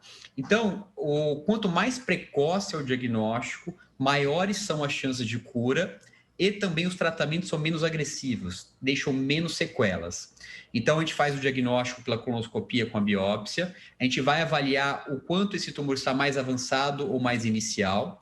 Quanto mais avançado, a gente faz cirurgia e, na grande maioria das vezes, para por aí e esse paciente fica curado. Quando o tumor está um pouquinho mais avançado, não quer dizer que ele disseminou, ele não causou metástases ainda, mas ele está um pouquinho maior ali dentro do intestino. Geralmente a cirurgia e depois a gente complementa com a quimioterapia. E em estágios mais avançados, em que demora-se para fazer o diagnóstico, esse tumor pode causar metástases, que é o que é? A célula sair do intestino e ir para outro órgão, né? E os principais órgãos do tumor de metástase do câncer de reto e de intestino é pulmão e fígado. Aí, nesses casos, geralmente o tratamento é só com quimioterapia e as chances de cura são muito, muito pequenas, né? Então, aí reforça ainda mais a importância desse diagnóstico precoce. Doutora, eu fiquei com uma dúvida. A gente disse que esse é um câncer que um dos que mais matam, né? Mas ele também, o senhor disse que tem alto índice de cura, né? É bem alto a possibilidade da pessoa ser curada. Por que ele mata tanto, então, se existe cura? É a demora por procurar um atendimento? Exatamente isso. Esse é um dos principais fatores. O que a gente vê, e aí a gente faz um paralelo com uma comparação. No mundo em que o acesso aos exames e ao tratamento ocorre de forma mais homogênea para a população inteira, então a gente pega dados, um comparativo com os Estados Unidos. Lá, o diagnóstico de câncer de colo retal está diminuindo e os pacientes curam-se mais. Já no Brasil, o diagnóstico está aumentando e a mortalidade está maior. Então, isso indiretamente a gente consegue avaliar que é questão de acesso. Então, a dificuldade para fazer os exames de rastreamento, e quando a gente fala de rastreamento, é o momento ideal para fazer o diagnóstico de qualquer tumor, que é a gente fazer um exame na população que está assintomática. Então, aquela pessoa que não tem sintoma nenhum daqueles que eu comentei, e ele vai lá e faz o exame de colonoscopia ou de sangue oculto nas fezes para investigar algum sangramento ou alguma lesão. Então, no Brasil, está indicado fazer colonoscopia ou início de investigação com sangue oculto nas fezes a partir dos 50 anos em homens e mulheres, independente ali se está com sintoma ou não. Então, se a gente faz esse exame, diagnostica nessa fase em que não está trazendo nenhum sintoma, a chance de cura é extremamente alta. Quando a gente demora mais para fazer o diagnóstico, a chance de cura diminui. E por isso que a gente tem esse contrassenso, né? Como é um tumor altamente curável, mas a taxa de mortalidade é muito alta. É exatamente por conta disso. A demora do diagnóstico e a demora ao acesso ao tratamento. Faz parte da cultura do brasileiro demorar para procurar um médico, doutor? E isso, como que chega o paciente até o senhor? O que a maioria já está em estágio avançado ou ainda não? O que o senhor percebe desse paciente brasileiro? O que a gente percebe, o brasileiro, de uma forma geral, principalmente os homens, procuram menos os médicos. Isso aí, a gente tem dados já estatísticos que mostram que o homem procura menos o médico que a mulher. Mas o brasileiro também vai menos ao médico e faz menos exames de rastreamento comparado com o resto do mundo. E, infelizmente, o que a gente vê hoje em dia no nosso dia a dia é uma discrepância muito grande no meio privado, nas pessoas que têm acesso a um convênio e as pessoas que são atendidas no SUS. A gente percebe claramente uma dificuldade dessas pessoas que são atendidas no SUS fazer os exames de rastreamento, fazer o diagnóstico e o tratamento. Então, a gente vê uma diferença, sim, no meio privado, um diagnóstico mais precoce, as pessoas fazem mais os exames de rastreamento. No SUS, o diagnóstico mais vezes mais tardio, porém, ainda está muito aquém do que a gente gostaria. Tanto no cenário de convênios como no SUS, a gente vê que era necessário fazer muito mais exames do que está sendo realizado. E, doutor, outra dúvida, o senhor disse que normalmente quando ocorre a metástase, né? Ele vai para o pulmão, tem uma explicação, e para um outro órgão que o senhor disse também, por que esses dois órgãos, quais são? É o fígado. Então, assim, o principal órgão de disseminação do câncer de intestino, de reto, é o fígado, né? E o segundo órgão é o pulmão. Isso acontece principalmente pela irrigação dos vasos. Então, o intestino, a veia e a artéria que faz a irrigação e a drenagem do intestino, ele passa por dentro do fígado. Então, o fígado é o primeiro órgão, como se fosse um filtro do sangue que sai do intestino, ele passa no fígado e ali acaba retendo essas células e causando a metástase. Então, a metástase é o quê? Quando a célula sai do local que ele originou, isso independente do tumor, então da mama, ele sai da mama e vai para os ossos, da próstata para o osso, e do intestino, o principal local de disseminação é o fígado, exatamente por conta dessa drenagem, é uma coisa mais anatômica, e a gente sabe que aí sim a chance de cura é bem menor. Lógico que hoje, com as novas técnicas de cirurgias do fígado, do pulmão, novos tipos de tratamentos com quimioterapia, a gente sabe que a gente consegue ainda trazer um benefício maior, mas o que a gente não quer é fazer diagnósticos nessa fase tão tardia. Por isso, procurar um médico quanto antes, né? Perfeito. Eu acho que tem duas mensagens importantes, é o quê? Se você está com sintoma, a gente já perdeu um pouquinho o tempo de se fazer. A gente gosta de fazer o diagnóstico no paciente assintomático. Então, se você está com sintoma, mais de 2 a 3 semanas, procure imediatamente o médico. E, principalmente, você que não está com sintoma nenhum, está com a saúde ótima, não está sentindo nada, mas tem mais do que 50 anos, aí tanto mulheres como homens têm que procurar um médico para fazer o exame de rastreamento, que são esses exames de sangue oculto ou a colonoscopia. E lembrar que pessoas que têm antecedentes familiares, então algum parente de primeiro grau, então o pai, a mãe ou o irmão que tiveram esse diagnóstico, a recomendação é que a gente comece antes esses exames de rastreamento, exames de prevenção. Comece com 45 anos ou até mesmo 10 anos antes da idade em que o parente teve. Então, é importante saber aí na família como que tá, se alguém teve esse histórico positivo para câncer de reto e intestino, porque aí a preocupação é ainda maior e os exames têm que ser feitos de forma ainda mais precoce. Doutor, foi diagnosticado, a pessoa foi curada, consegue ter vida normal depois? Consegue.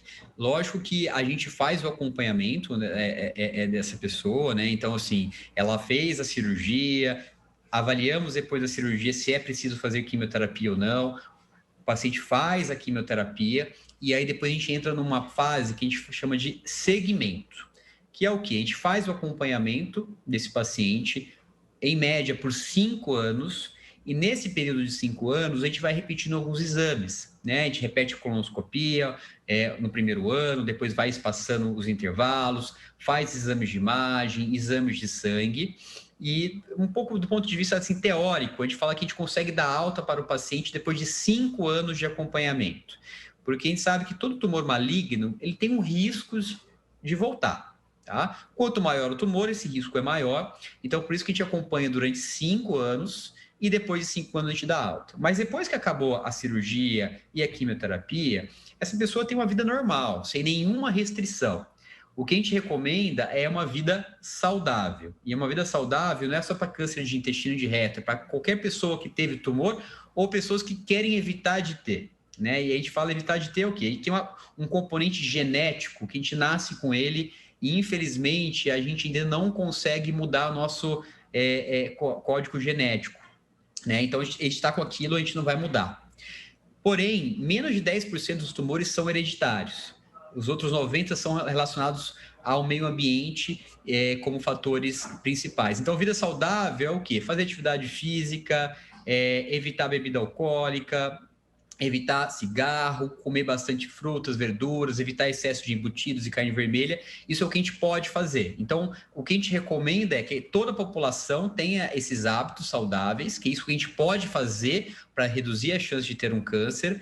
Porém, aquelas pessoas que já tiveram, a gente reforça ainda mais a importância desse hábito de vida. E, doutor, acho que não tem como a gente deixar de falar. Esse momento de pandemia, para quem tem os sintomas, para quem tem esse câncer, qual que é a orientação que vocês estão dando neste momento? Este é o momento também de fazer a cirurgia ou também estão esperando mais um pouco? Como que está essa situação? Gani, é uma pergunta complexa e difícil, porque a gente tem que ser realista e olhar como está o nosso cenário de saúde. A gente está realmente num momento muito crítico, os hospitais, UTIs, todas lotadas.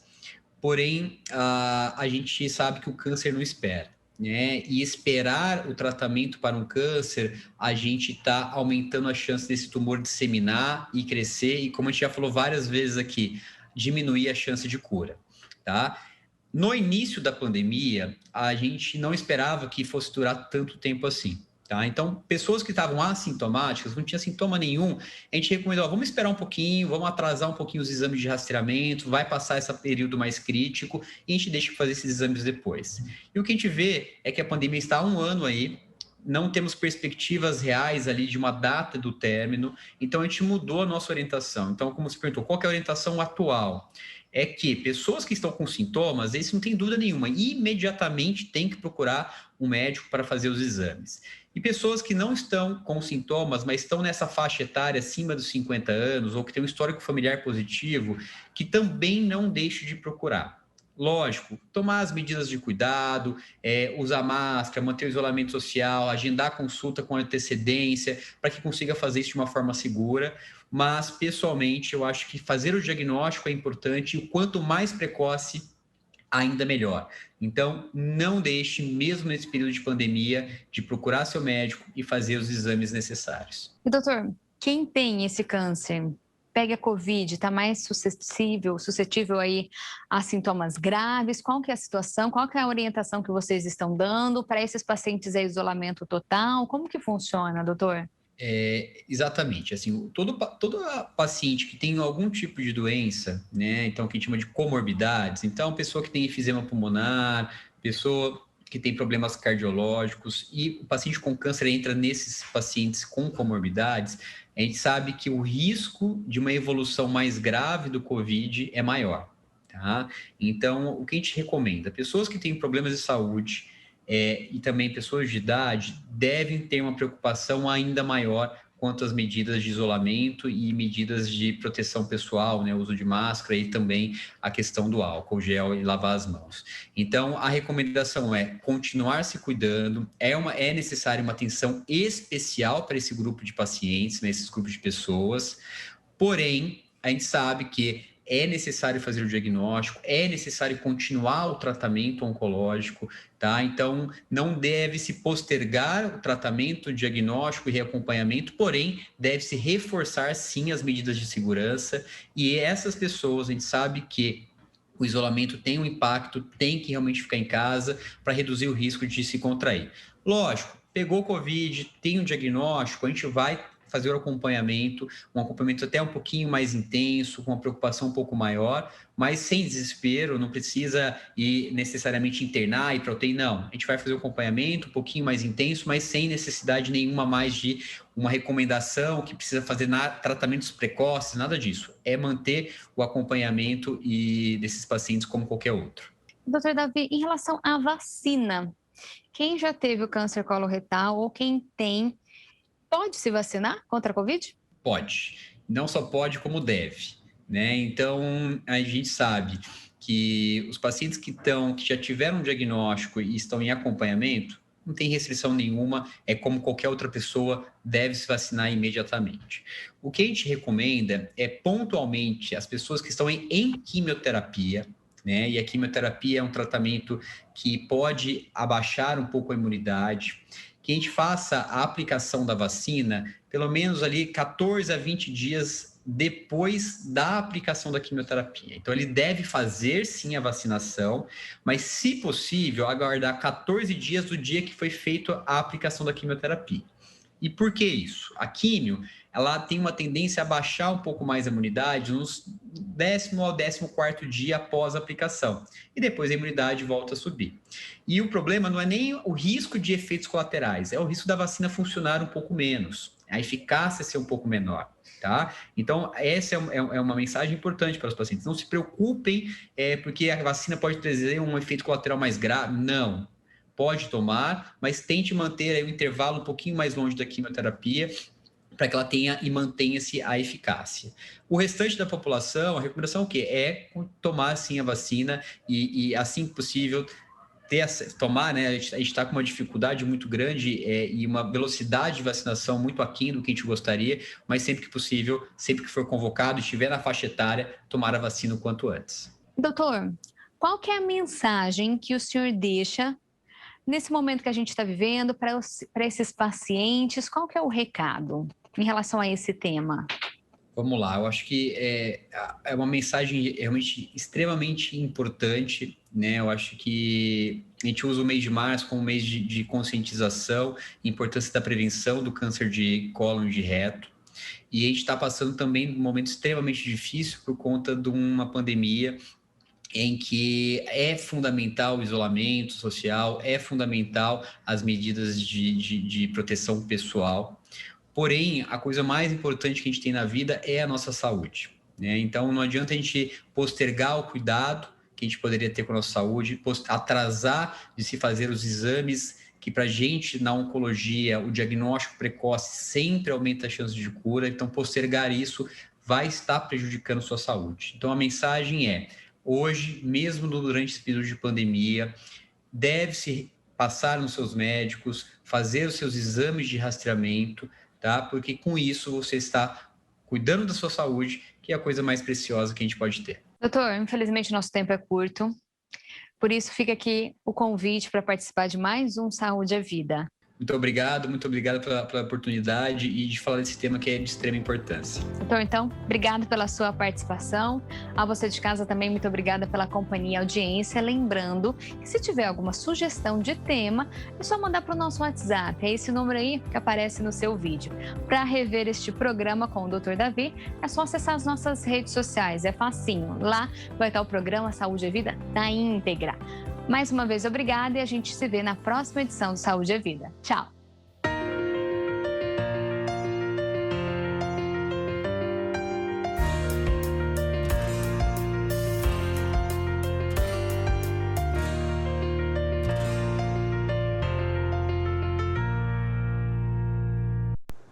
Uma hora e 5 minutos, nós estamos ao vivo nesta segunda-feira e nós vamos fazer o seguinte, último intervalo aqui no Câmara Total, que é para dar tempo de você ir buscar um papel e uma caneta para você anotar o passo a passo. Olha só, já está aqui na minha tela, Cozinha Fácil, e hoje o Michel Amorim está ao lado de um chefe para ensinar um bife ancho. Você já fez aí na sua casa? É uma receita especial, então não saia daí, rápido intervalo e na volta tem a receita deste bife ancho.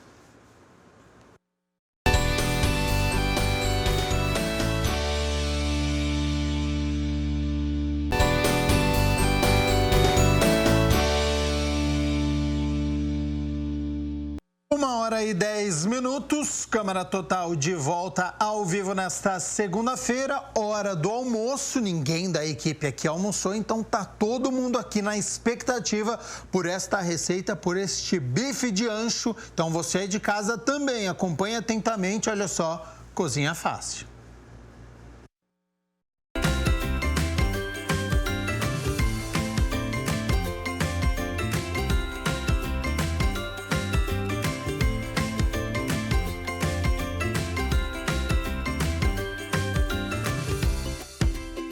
Olá, mais uma edição do Cozinha Fácil e hoje tem receita gostosa. Fica com a gente, hein? Quem vai ensinar essa receita pra gente é o Gui, que tá aqui do meu lado. O Gui que é chefe de cozinha, né? E assador. Assador. Gui, o que você vai ensinar pra gente hoje? Hoje eu vou ensinar um bife de ancho, com alguns acompanhamentos. Uma abobrinha com manteiga defumada e um abacaxi com geleia de pimenta e canela. Mas não é qualquer abobrinha, qualquer abacaxi. Tem aí, o Gui gosta de trabalhar bastante com os temperos, né? Sim, sempre com ervas frescas.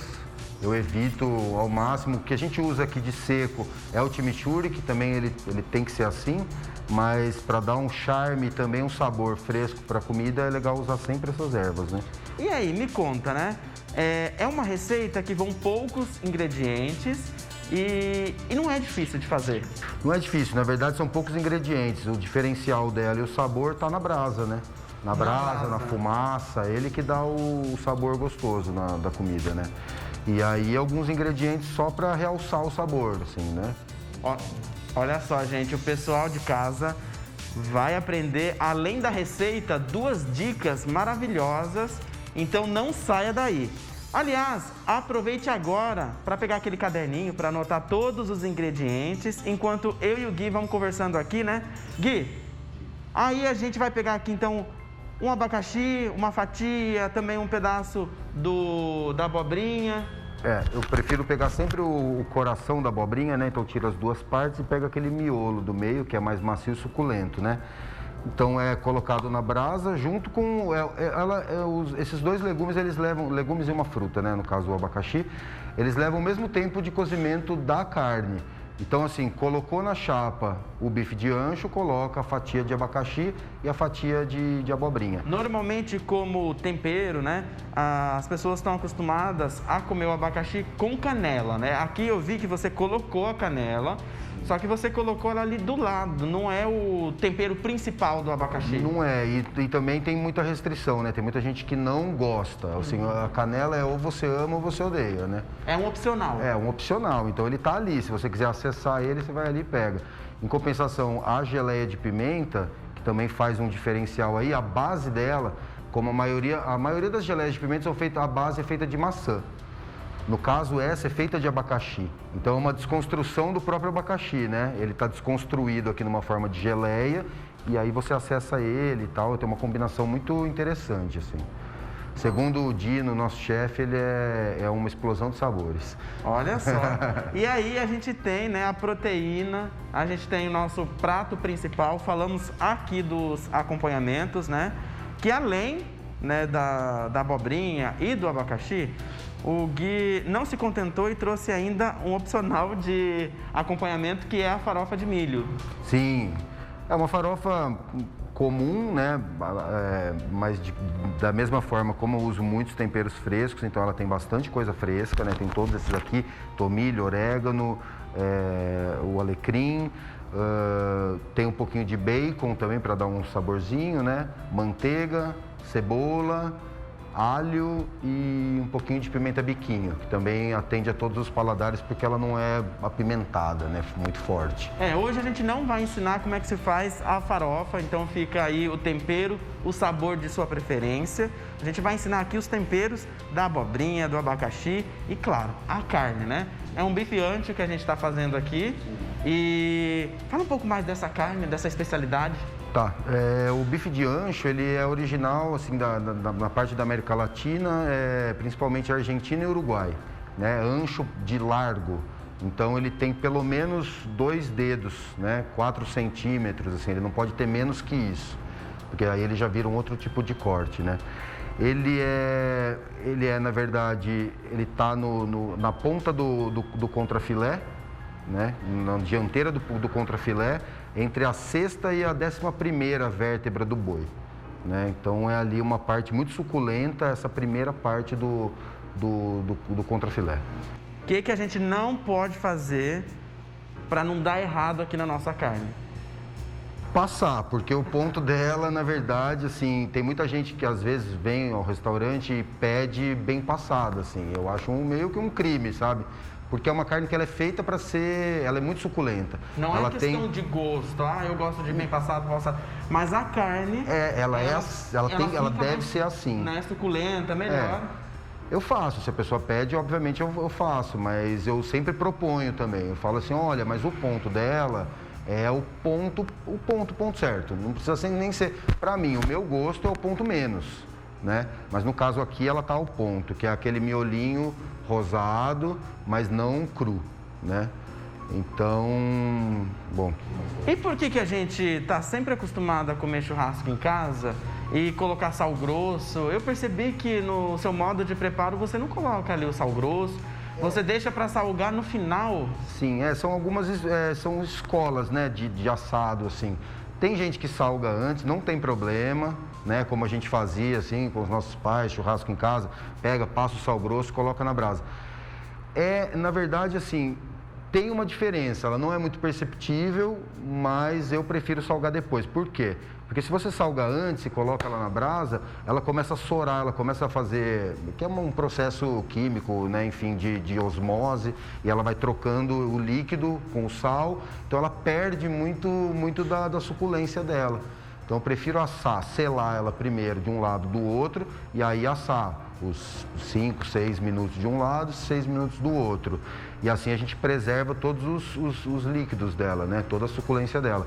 E a coisa de descansar também é muito importante.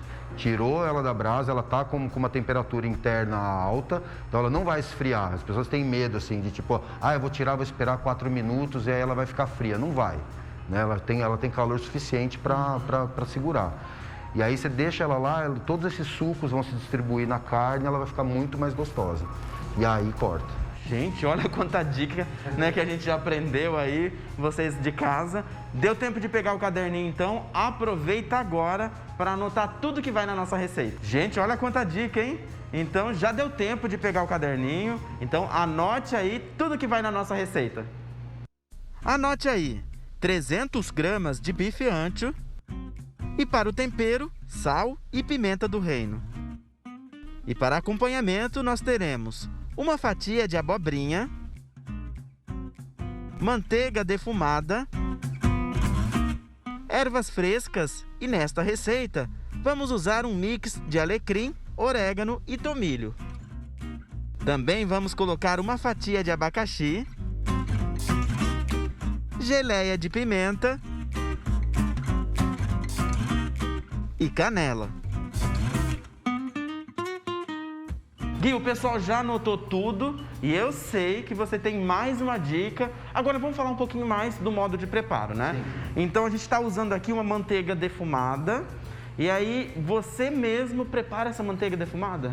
Na verdade é uma manteiga comum, sem sal, porque o sal a gente já vai usar fora e aí talvez passe o sal se ela fosse uma manteiga salgada. Então, eu uso a manteiga sem sal, coloco numa panelinha de ferro e, como vocês puderam ver, eu pego uma brasinha, né? Tem que dar uma soprada só para tirar alguma impureza, deixar ela bem vermelhinha e aí você joga ela dentro da panelinha em cima da manteiga. Ela vai dar uma fritada nessa manteiga e ao mesmo tempo fumaçar bastante, né? E essa fumaça vai ficar agregada ali na manteiga, vai dar esse sabor de defumado. Que na verdade é o principal tempero da coisa, é essa manteiga defumada. Que vai dar todo o toque especial. Sim. É muito melhor usar dessa forma do que usar e comprar aquela fumaça líquida? Cara, assim, eu nunca usei fumaça líquida, né? Na verdade, eu sou de uma corrente da defumação de carnes. Então, assim, é a contramão disso, né? Porque é um processo muito rápido, que a pessoa vai, ela consegue, não consegue, na verdade, ela tenta chegar num sabor de defumação, mas que é só um sabor artificial, não vai ser, de fato, uma defumação, né? Então aqui a gente tem uma preocupação com isso, inclusive o nosso novo projeto aqui é justamente vender pratos executivos com defumação de carnes. Sensacional! Bom, e com mais essa dica, vamos ver então o modo de preparo?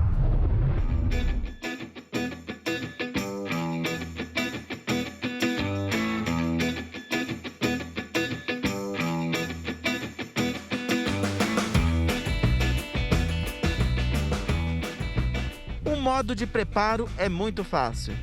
Preste atenção. Coloque o bife na grelha e deixe assando por 7 minutos de cada lado.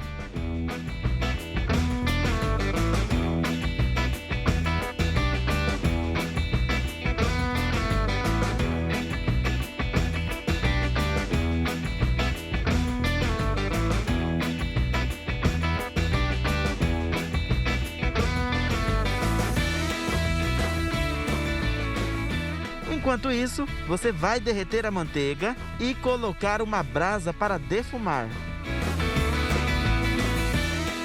Feito isso, vá olhando o ponto da abobrinha e do abacaxi.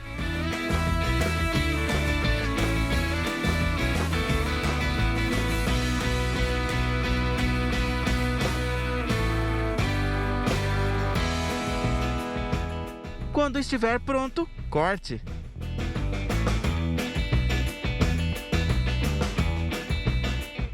Com o abacaxi, vai a geleia de pimenta e a canela.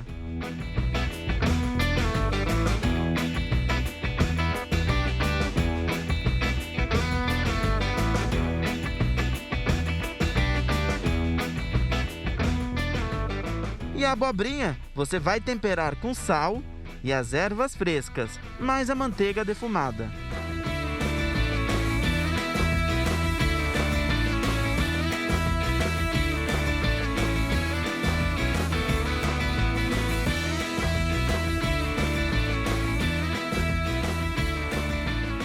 A carne você vai cortar para servir. É neste momento que você vai salgar.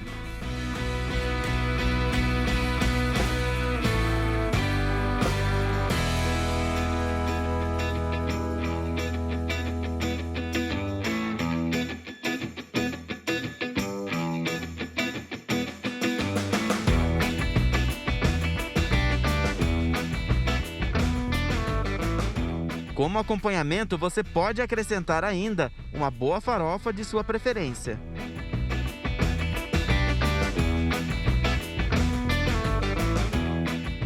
Está pronta a nossa receita.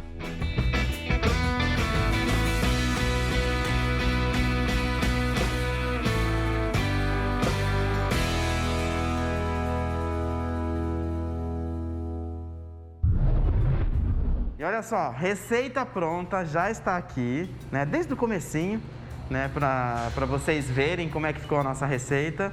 E eu vou ser obrigado a experimentar né? Sim. A gente chega sempre no final do programa, vem aquela parte horrível que eu nem gosto. Ah, é, né? Mas antes de eu fazer essa parte horrível, né, chata, desagradável, o Gui tem mais uma dica, né? Normalmente quando a gente está fazendo ali um preparo de uma carne, o peixe, tem muita mosca, né? Ah, tem. E dá pra gente espantar essas moscas de uma maneira simples. Sim, principalmente aqui que a gente fica ali fora fazendo, né? Então é difícil de controlar isso. Aqui o nosso costume é pegar um potinho, né? Pode ser um desses potinhos para fazer empada, sabe? Então coloca um pouco de café mesmo de pó de café, e uma brasinha do churrasco. Ou pode queimar com um isqueiro também, um fósforo, assim, que ele continua queimando e soltando essa fumacinha, que elas odeiam, graças a Deus. Olha só, antes da gente começar aqui a gravação tinha bastante, né? Mas acendeu, sumiu tudo. Sensacional essa dica. E, bom, eu vou tirar a máscara aqui, né? Porque não dá pra experimentar com máscara. Vou colocar aqui do lado. A nossa equipe seguiu todos os protocolos de segurança, higienização, distanciamento, álcool em gel, máscara. E agora eu vou experimentar aqui. Vou começar pela abobrinha, né? Enquanto eu vou experimentando, tem aí uma rede social que o pessoal de casa gostou da receita, quer vir experimentar. Ah, não quero fazer, não quero ter esse trabalho. Como é que faz aí? Bom, é só vir aqui no Dom Brejas. A gente está aqui de terça a domingo, né? A parrilla está lá fora sempre operando e é só vir para experimentar. O nosso Instagram daqui da casa é @dombrejas e o meu pessoal é @GuiFogagnoli. Muito bom. Muito bom? Comecei pelos acompanhamentos aqui, a abobrinha, né? Para sentir o sabor, né? O tempero. A manteiga defumada. É especial, né? É diferente, dá totalmente um toque assim. Muito bom. E agora eu vou experimentar a carne. E você tem mais uma dica, né? Eu achei muito interessante do ponto da carne. Isso aí eu não conhecia. É uma dica que a gente aprende na faculdade, inclusive, assim. No dia a dia, eu não uso mais porque eu já consigo, pelo visual da carne, pelo jeito que ela tá sorando ou que ela tá sangrando, eu consigo imaginar o ponto que ela tá. Mas, assim, para iniciantes, é uma coisa que dá certo, assim. Então você pega aqui, ó, na mão e faz assim com o dedo, pinça. Polegar e indicador. Polegar e indicador, faz uma pinça, né? E aí você aperta aqui essa parte gordinha aqui da mão. E aí aqui você tem o ponto menos, aqui você tem o ponto e aqui você tem o ponto mais. E aqui você tem a sola, que tem gente que gosta, mas essa aqui é o bem passado mesmo, tá? Então, ponto menos, ponto mais e bem passado. Faça em casa. Eu fiz aqui com você ele. faz isso, você tem que apertar aqui e sentir na carne também. Então você toca aqui e toca na carne, você tem mais ou menos a mesma sensibilidade. Sensacional essa dica. Ô Gui, eu quero agradecer a participação. Ele vai voltar aqui no próximo programa com uma outra receita, olha, deliciosa. Então não perca. Combinado? Ok, combinado. Então tá jóia. Até mais. Tchau, tchau. Valeu.